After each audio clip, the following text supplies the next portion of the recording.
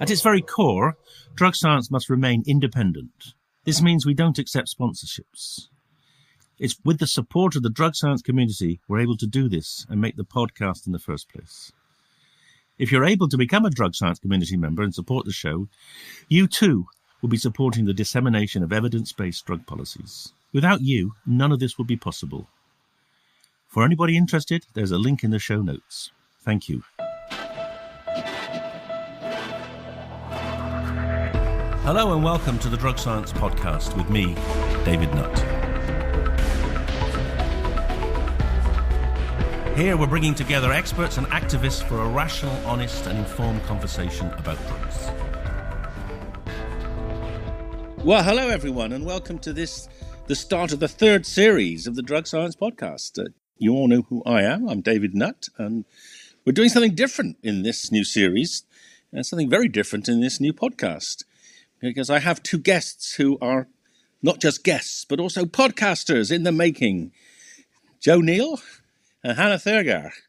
And I guess you probably know who Jo is if you've been listening to the podcast, because she was on one towards the beginning. She's a neuropsychopharmacologist of some repute.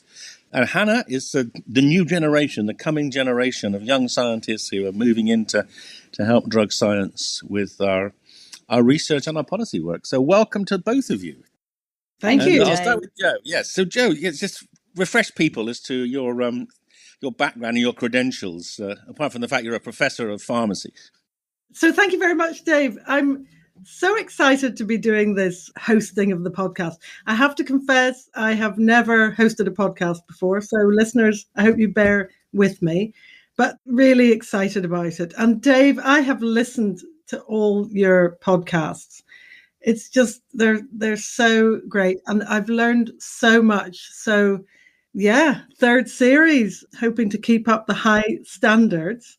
Yeah, so I'm a professor of psychopharmacology at the University of Manchester. And I also chair the Medical Psychedelics Working Group for Drug Science. And I'm a trustee of Heroic Hearts UK, which is a combat veteran charity, raising funds to take combat veterans on retreats to enable them to heal their trauma from their sometimes very often horrific experiences in Iraq and Afghanistan, to use the natural plant ayahuasca, which of course the active ingredient is DMT, but taking them into the jungle as a group, which it seems to be particularly beneficial for these people. So I am an academic researcher, worked in drug discovery in psychiatry. So it's very early stage drug discovery, looking for better treatments for mental illness. So for all kinds of disorders, for addiction, anxiety, depression, schizophrenia. And that's almost 40 years. And in all that time, we didn't manage to get some of these amazing new molecules, new drug targets. We didn't manage to get them into patients, making a big difference. A big pharma pulled out of this area about 15 years ago. And having had some spectacular failures, it has to be said, in phase 3 trials, which of course cost a lot of money. So we've kind of slowed down in developing new treatments for serious mental health disorders.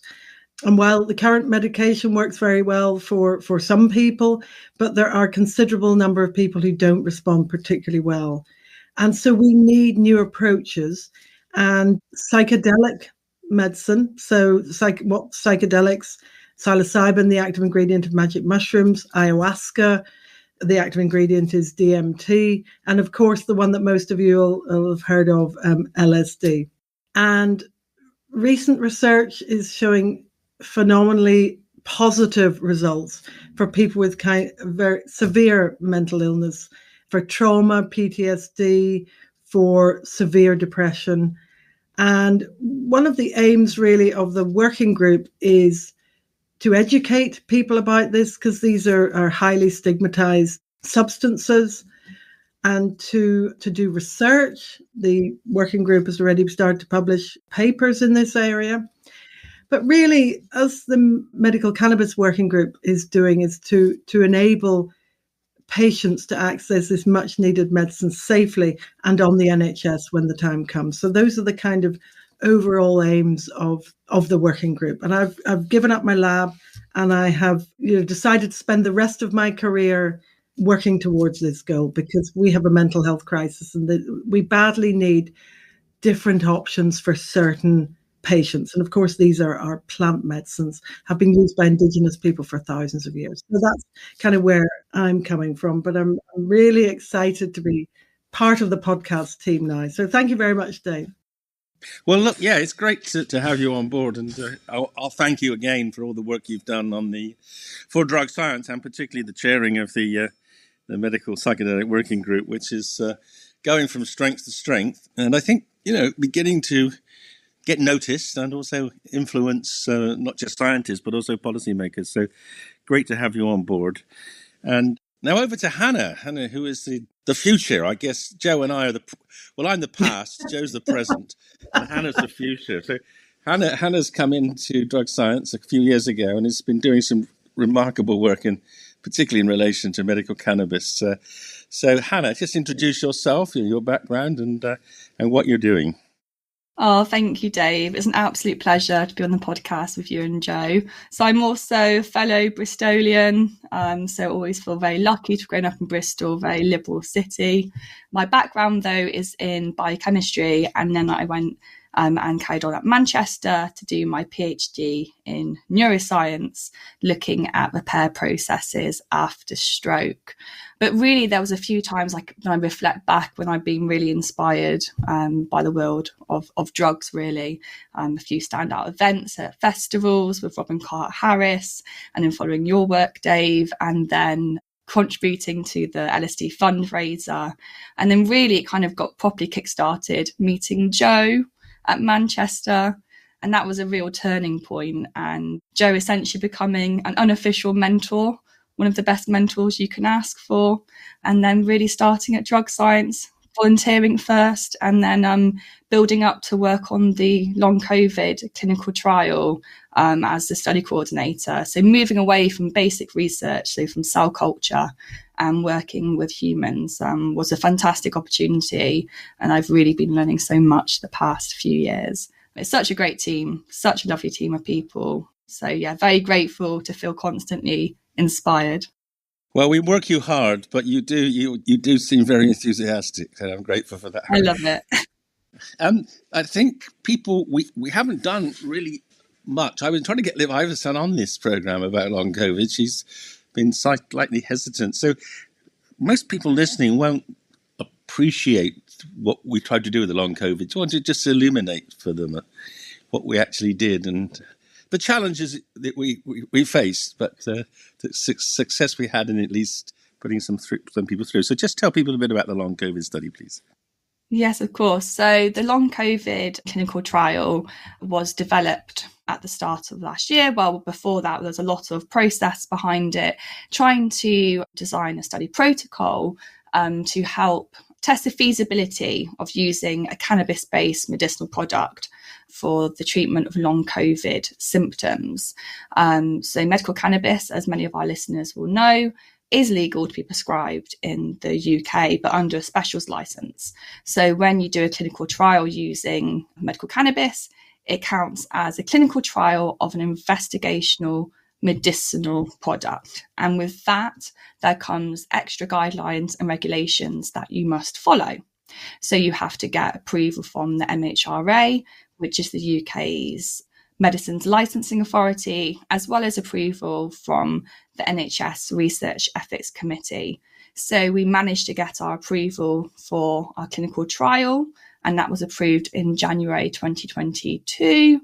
And the study design was to recruit participants for a period of 6 months, whereby in the first month, their dose of the medical cannabis oil would be slowly titrated up and kept at a steady dose for 5 months and then titrated down. So we had assessments each month, which were led by Dr. Elizabeth Iveson and also our research nurse, Carol. And then there were monthly assessments of questionnaires, which were self-report questionnaires done by the participant, each month assessed via a smartphone app, using the Ultraflora Eva app. And just to throw one more thing into the study, we also used a Fitbit. So a Fitbit is the wearable watch, which can track measurements such as heart rate, sleep, and blood oxygen saturation. So when we say it's a feasibility study, what we were really looking at was whether the protocol design was feasible and whether participants would be able to complete the assessments that we required, such as the monthly questionnaires alongside wearing the Fitbit.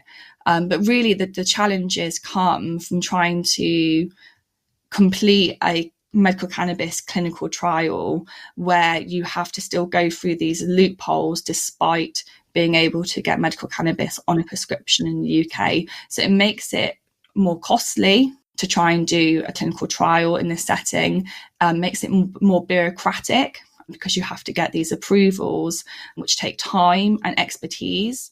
So it was definitely a challenging clinical trial to do. Yeah, I guess from drug science's perspective, talk about jumping in at the deep end. Yes, it was our first clinical trial. I don't think any of us quite realised the challenge of doing it on a compound, on a product that was off license and had all the challenges of importation and prescribing and that. But thanks largely to your amazing efforts, how many people did we manage to put into the feasibility in the end? Can you remind me? Yes. So we recruited 12 in total, so not as many as we had hoped. And partly this was due to us having quite a restricted recruitment area initially in Yorkshire and York. So we've still gathered a lot of data. So we're still taking away the positives from it that we're going to publish on it.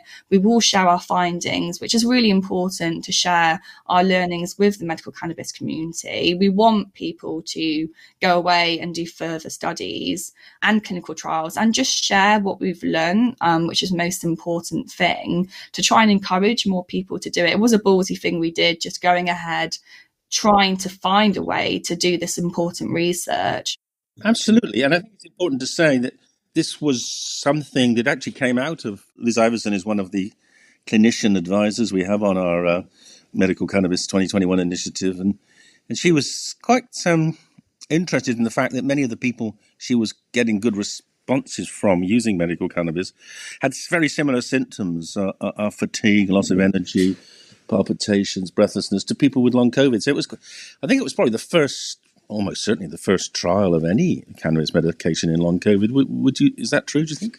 Yeah, it was. So there are some studies looking at different types of medical cannabis in there was acute COVID, but really our study was the first looking specifically at long COVID symptoms. There was an earlier study looking at the use of a CBD product in burnout of frontline staff, but nothing specifically with this long COVID symptoms. And there is a growing evidence base really for the similarities of the symptoms people experience in long COVID, particularly the anxiety, the depression, the pain and the fatigue, that there's growing evidence that some forms of medical cannabis could potentially be beneficial. And which is why we had quite a broad set of secondary outcomes as real exploratory measures, just to try and see really what are the areas that need to be looked at in future studies. Hello everyone, it's me, Dr. Hannah Thurgur. Apologies for interrupting the show. I promise I won't keep you too long. I wanted to remind you that drug science does not and will never take paid sponsorships or paid ads on the Drug Science podcast. So don't worry, I'm not going to try and sell you anything. We feel that sponsorships would affect our ability to be impartial and corrupt our evidence-based mission. With that said, we're only able to continue making the show with your community donations. Community donors support our research into the harms of various drugs and discover how they might be used to help heal humankind. We're currently on tour up and down the country at various UK universities to help spread the word about some of our latest developments in drug science. By donating to Drug Science, you'll be able to attend all of our events completely free, and we would love to meet you in person. Additionally, we're going to hold community-exclusive events in 2023, including a Q&A podcast recording with Dave Nutt, Joe Neill and myself. So if you'd like to come on the show and ask us one of your burning questions, sign up now to become a member, and we will let you know when that's happening. Finally, our most generous community donors will be invited to our prestigious end-of-year event at the House of Lords in Westminster. Right, now back to the show.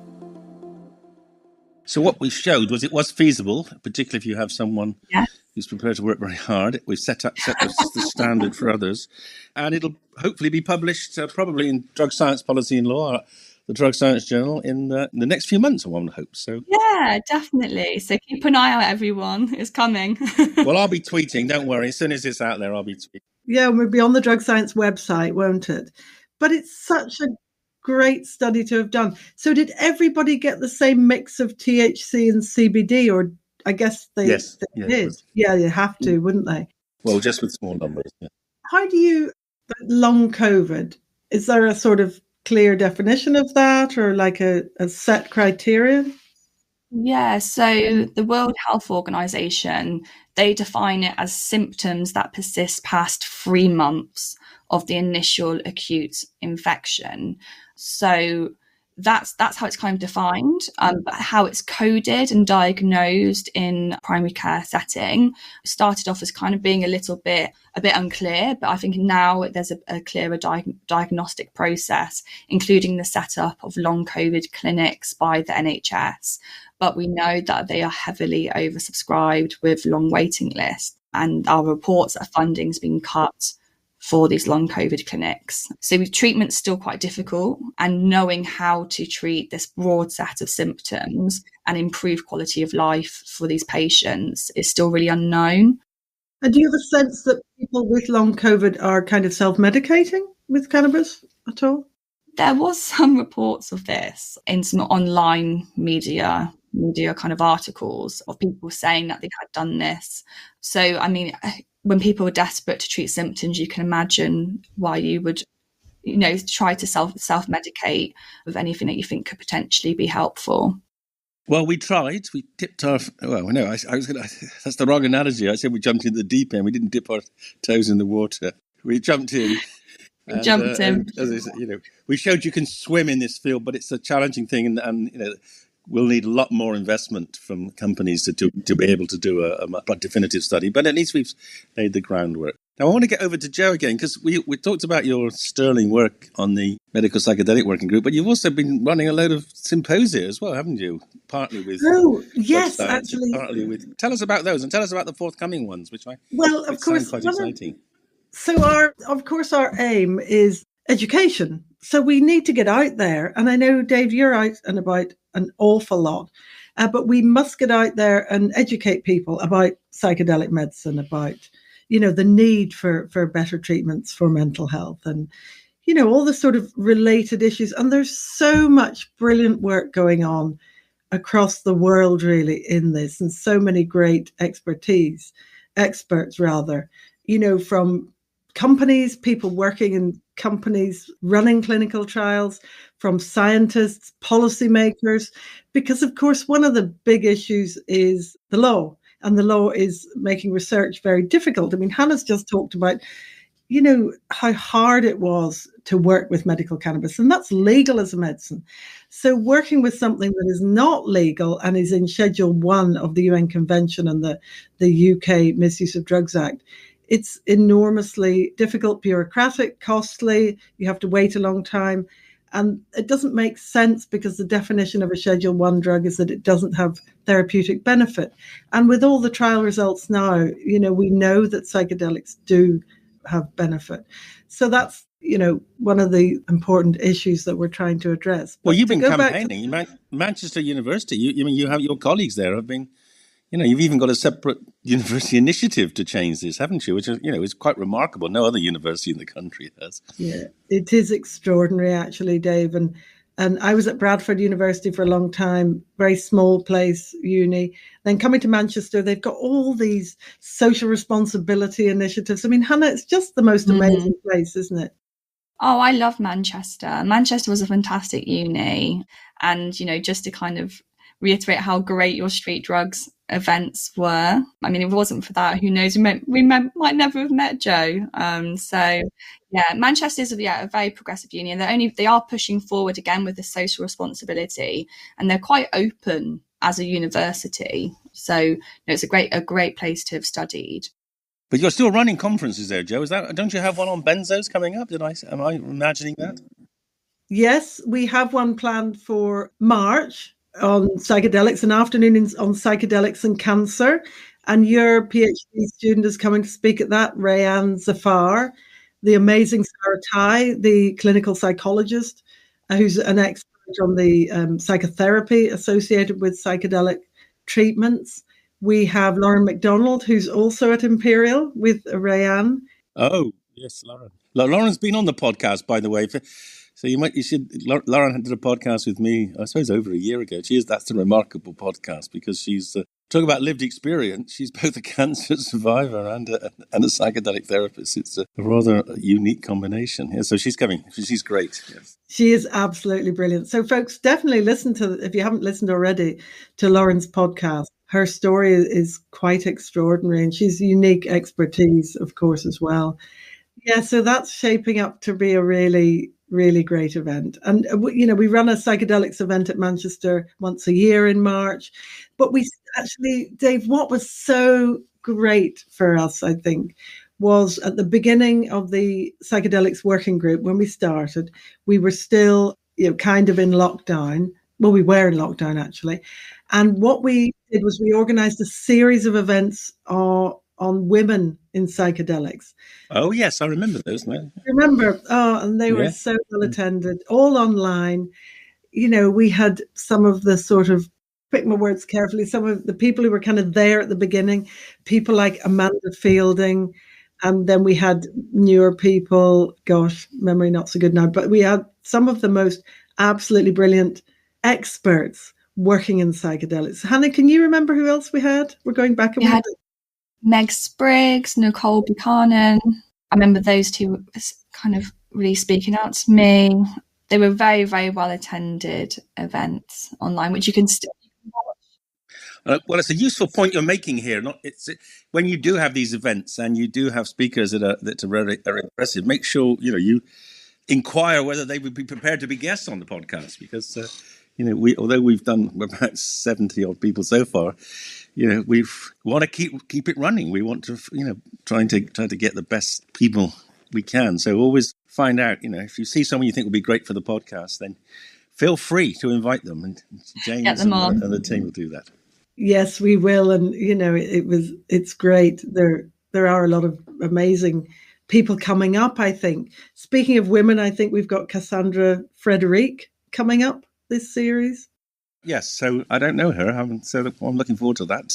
Give us a bit of a preview of what she might be saying. So Cassandra is the executive director of the Drug Policy Alliance, a non-profit in America who do the fantastic campaigning and advocacy for drug policy across cannabis legalization, overdose prevention centres, something that drug science are also obviously very passionate about, and importantly, campaigning for racial justice and making sure that there's social equity with changes to drug policy. So really, really important work. So definitely a podcast episode to look forward to. I know I'm going to be interviewing Alex Wodak from Australia, who was one of the absolute pioneers of harm reduction in relation to HIV and AIDS, and was instrumental in Sydney setting up maybe the first in the world harm reduction needle exchange for AIDS. I'm looking forward to interviewing Alex, who's now moved from HIV prevention to tobacco harm prevention. It's proving much harder, I gather, in Australia to do that than it is to stop AIDS. So I'm looking forward to chatting with him about the challenges he's facing there. Do you, Joe? Do you have anyone lined up in your podcast? Yes. Oh, yes. I'm very excited about talking to Graham Campbell. So Graham Campbell has been working on the small pharma trial. So it's DMT for severe depression. And he's one of the clinical leads on that trial. So I'm really excited to be, of course, he's a psychiatrist. He's worked in the NHS. He's worked in secure units in the NHS for quite a lot of his career. So I'm really interested to hear, about that experience and how that was for him and what led him into working on psychedelics and then into working with small pharma on the DMT trial. Because this is a pretty special trial, actually. DMT is very short lasting and, because it's metabolized so fast. So they've chosen to give it intravenously and actually still quite short acting. And thinking about psychedelics coming into clinical practice and the cost implications and the time, to have something as long acting as LSD, you would need somebody to be kept in overnight. But with something like DMT, it's quite short acting, so you wouldn't need to have somebody in probably even maybe just half a day. So that it will be really interesting to hear. It's more like the ketamine model, where you might test a 1 or 2 hour. Well, I guess it's even shorter. It's even shorter than a ketamine, but it's the principle of a short. So that's quite intellectually, academically interesting, isn't it?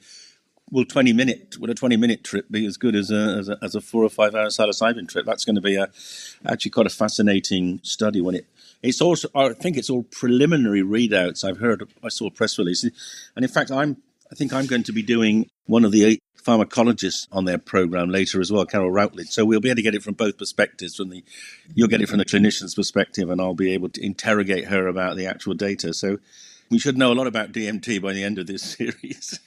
Yes, we have quite a lot about DMT on this series, which is, it's really exciting, and it's kind of brave to be doing LSD in a clinical trial, I think.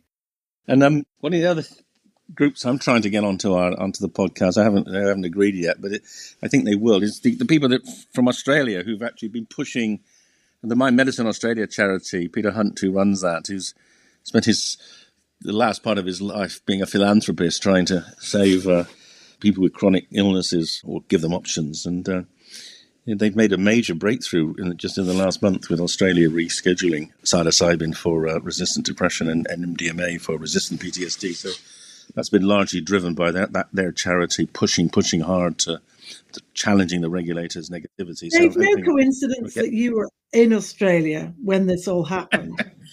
I didn't want to say that, but I'm happy if you do. Oh, Dave, don't be modest. Listeners, Dave can be very persuasive. That's why you guys are doing the podcast. Exactly, yeah. That's why I'm working for Drug Science now.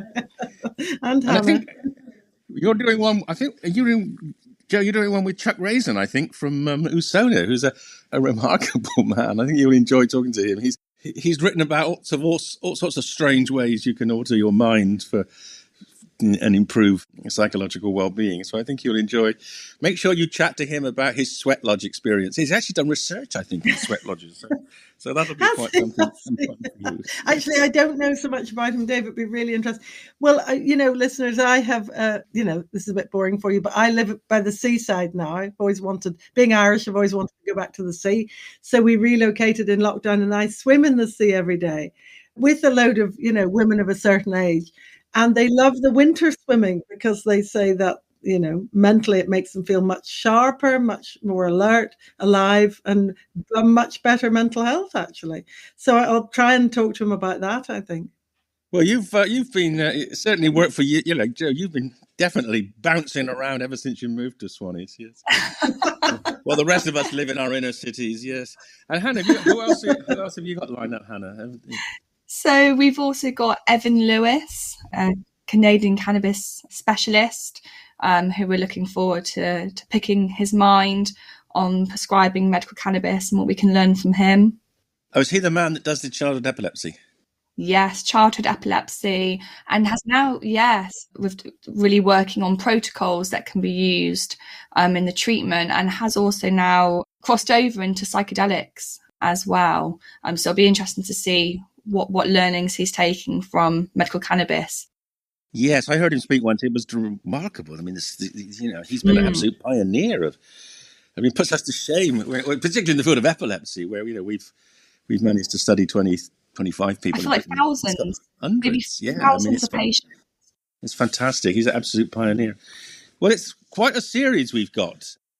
Yes, Hannah. Sorry, Dave, to interrupt. Hannah and I are going to be talking to Charles Nichols as well, son of David Nichols, pioneer of inflammation, the anti-inflammatory effects of certain psychedelics. So Hannah and I are. I'm very buzzing about excited. Don't tell me back to your roots, Hannah. Maybe I'll be running away. Get it. And we have a famous person coming up. But famous, maybe I shouldn't mention his name just in, maybe I should keep the listeners in suspense. But we have a very special guest coming up. Okay. Well, I'm happy to be kept in suspense too. Maybe if anything that helps my dementia slow down, I'll be grateful for. So yes, let me know about that. Thank you, Dave. Thank you.